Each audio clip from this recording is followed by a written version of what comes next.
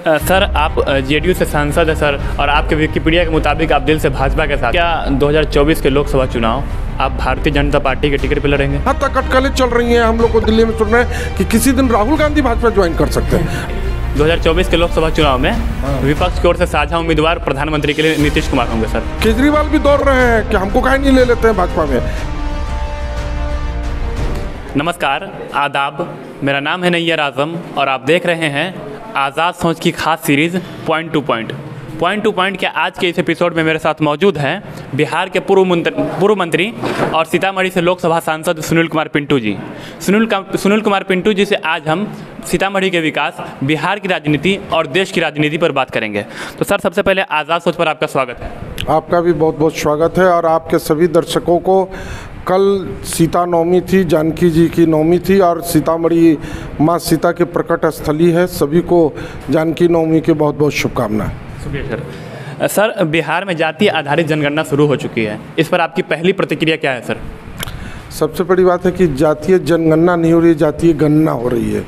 जनगणना कराने का अधिकार भारत सरकार को है, गणना कराने का अधिकार बिहार सरकार को है। और जातीय गणना हो रही है कि बिहार के अंदर में कौन जात कितने हैं, क्योंकि आखिर जो सरकार की योजनाएं बनती है, विकास की योजनाएं बनती है, उसके अंदर में देखा जाता है कि समाज के 75 साल बीत जाने के बावजूद आज भी दबे कुचले समाज के ऐसे वर्ग हैं जिसको विकास की पूरी सुविधा नहीं मिल पा रही। सर आप जेडीयू से सांसद है सर, और आपके विकिपीडिया के मुताबिक आप दिल से भाजपा के साथ है सर।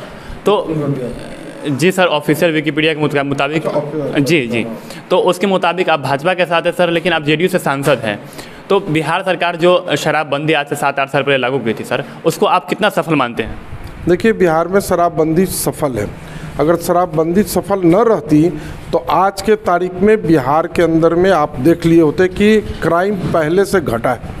शराब पी के घर में खुशहाली पहले नहीं थी, आज शराबबंदी से घर घर में खुशहाली है। लेबर क्लास का लोग जो कमाता है, पहले पैसा उसमें से आधा से अधिक पैसा दारू पीने में खर्च करता था, आज वो न खर्च करके घर में लाता है और अपने बाल बच्चे परिवार पर वो खर्च करता है। सर, क्या 2024 के लोकसभा चुनाव आप भारतीय जनता पार्टी के टिकट पर लड़ेंगे? मैं अभी भारतीय जनता पार्टी में नहीं, जेडीयू में हूँ और जेडीयू का सांसद हूँ। 24 में मैं जेडीयू में ही हूँ, इसकी लड़ाई उस समय होगी। मैं ये सवाल इसलिए पूछ रहा हूँ सर क्योंकि जेडीयू और भाजपा की राह अलग हो चुकी है ना, और आप बार मैं रिपीट कर रहा हूँ कि आप कहीं ना कहीं कह रहे हैं कि मैं भाजपा के साथ हूँ सर। आप कहाँ भाजपा के साथ? नहीं, आपके विकिपीडिया के मुताबिक कह रहा हूँ ना सर। विकिपीडिया में पहले भाजपा में था जी। आप विकिपीडिया के साथ, मैं ऑलरेडी भाजपा के ही टिकट से सीतामढ़ी से 4 बार विधायक रहा, मंत्री रहा, परंतु अभी तो मैं जेडीयू में हूँ। तो पीछे तो नीतीश जी भी थे एनडीए में और अभी आप महागठबंधन में है। अटकलें चल रही है सर। अटकलें का कोई जवाब नहीं होता है। अटकलें तो है कि कुछ भी हो सकता है कल। अटकलें तो यहाँ तक अटकलें चल रही हैं। हम लोग को दिल्ली में सुन रहे हैं कि किसी दिन राहुल गांधी भाजपा ज्वाइन कर सकते हैं। अब इस अटकलों का जवाब आपके पास है तो दीजिए। मेरे जवाब से पहले मेरा ही सवाल का जवाब दीजिए। दिल्ली में बड़ी जोर शोर से हल्ला है कि राहुल गांधी भाजपा ज्वाइन कर रहे हैं। खबर तो कहीं नहीं चल रही है सर। तो फिर ऐसी खबर कहाँ से आपको बताइए? हमको बताइए कि कहाँ से अटकलें चल रही है कि हम भाजपा में है। ऐसा है सर कि मैं पिछले 2 सप्ताह से सीतामढ़ी के अलग अलग गाँव में घूम रहा हूँ सर, लोगों से मिलता हूँ, ऑफ रिकॉर्ड, ऑन रिकॉर्ड तो बोलते नहीं, ऑफ रिकॉर्ड पूछा हूँ तो कुछ लोग कह रहे हैं कि हमारे यहाँ के जो एमपी है, हो सकता है कि अगली बार भाजपा के टिकट पर चुनाव लड़े। कह रहे हैं कि दिल्ली में यही चर्चा है, हो सकता है जैसे यहाँ के लोग कह रहे हैं, हो सकता है दिल्ली में भी लोग बोल रहे हैं हो सकता है कि राहुल गांधी भाजपा ज्वाइन कर ले।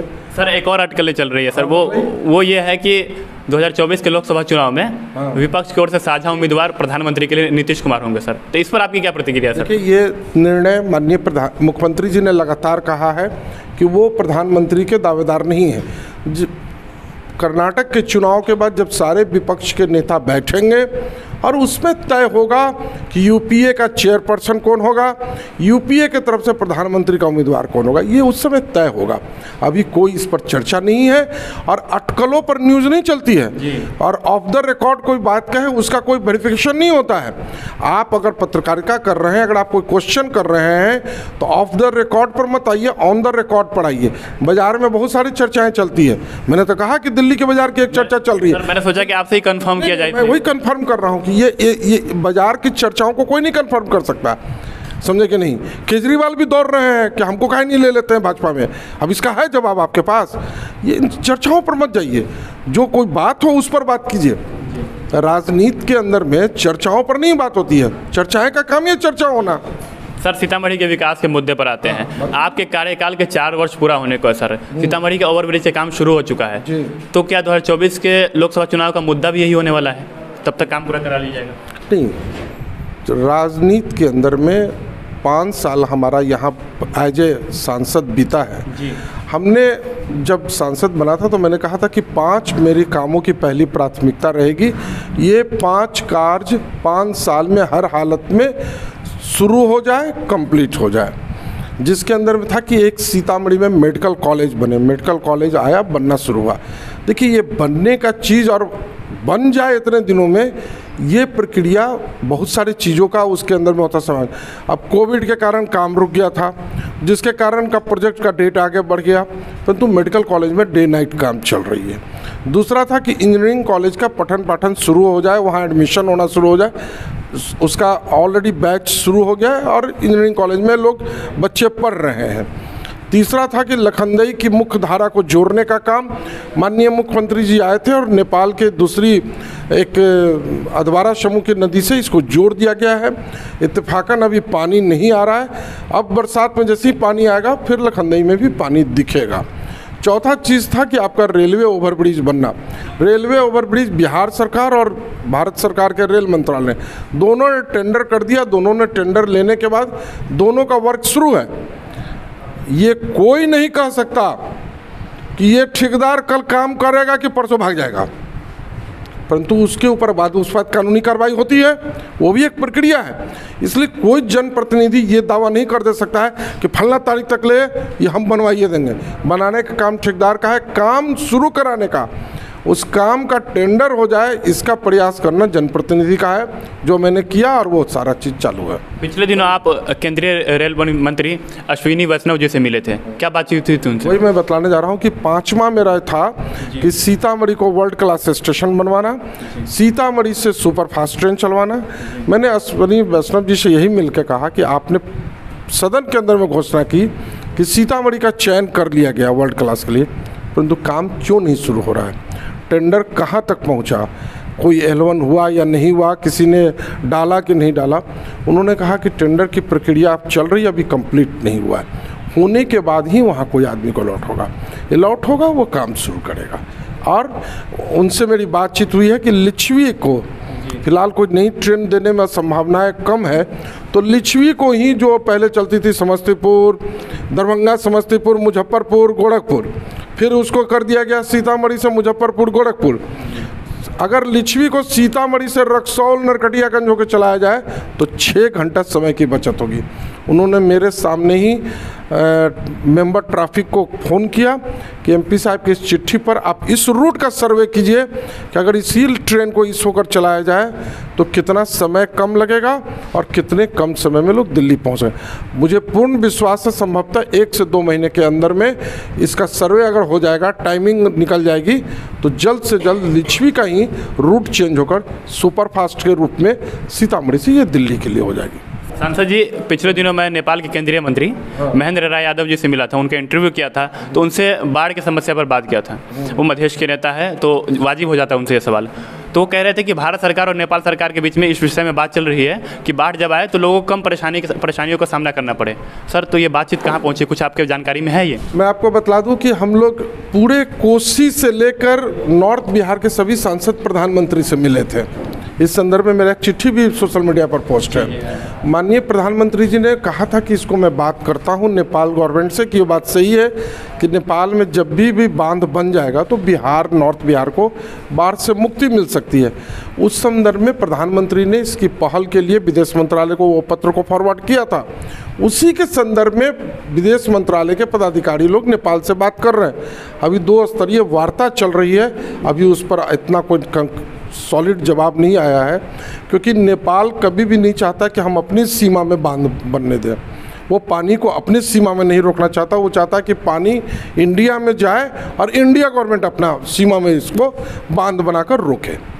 सर, इंटरव्यू के आखिर में आ चुके हैं और थोड़ा चलते हैं दिल्ली की तरफ सर, और 7 रेस कोर्स चलते हैं सर। समझे सर, आप जब प्रधानमंत्री नरेंद्र मोदी या फिर किसी केंद्रीय मंत्री से मिलते हैं तो उस वक्त कैसी बातचीत होती है? जब आप पर्सनली मिल रहे होते तो किस तरह की बातचीत हो रही होती है? मतलब नरेंद्र मोदी जैसे लोकसभा जनसभा में मिलते हैं, बात कर रहे होते हैं, मीटिंग में बात कर रहे होते हैं, उस तरह से बात करते हैं, फिर नॉर्मली जैसे हम लोग आप लोग बात करते हैं इस तरह से बात करते हैं? नहीं, प्रधानमंत्री जी हों चाहे जिस किसी भी हम लोग केंद्रीय मंत्री के पास मिलने गए हैं, एज ए सांसद वहाँ जो बातें होती है सब क्षेत्र के संबंधी, बिहार के विकास के संबंधी होती है, और एकदम 1 to 1 बात होती है, और एकदम जैसे हम लोग यहाँ बैठे बात कर रहे हैं वैसे बात होती है, और हंसी मजाक तक होती है, ऐसा नहीं है। सर कैमरा की तरफ देख करके आपको आखिरी में बोलना है सर, सीतामढ़ी की जनता के लिए आप कोई मैसेज देना चाहेंगे सर? बस आखिर में यही पूछना है।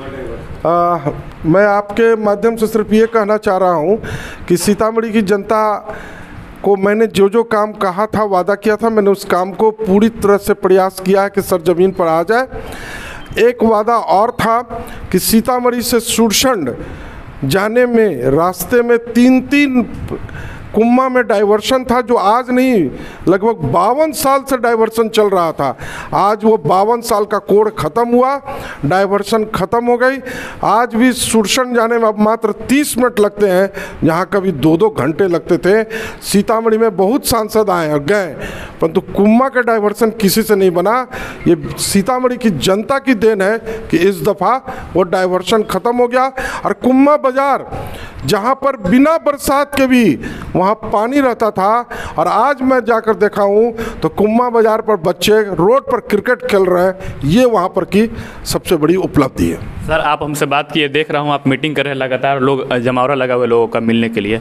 इतने बिजी शेड्यूल में से आप मेरे लिए समय निकाले, इसके लिए आपका बहुत बहुत शुक्रिया। आपका भी बहुत बहुत धन्यवाद। तो ये थे हमारे साथ सीतामढ़ी से लोकसभा सांसद सुनील कुमार पिंटू जी। देखते रहिए आज़ाद सोच। बहुत बहुत शुक्रिया।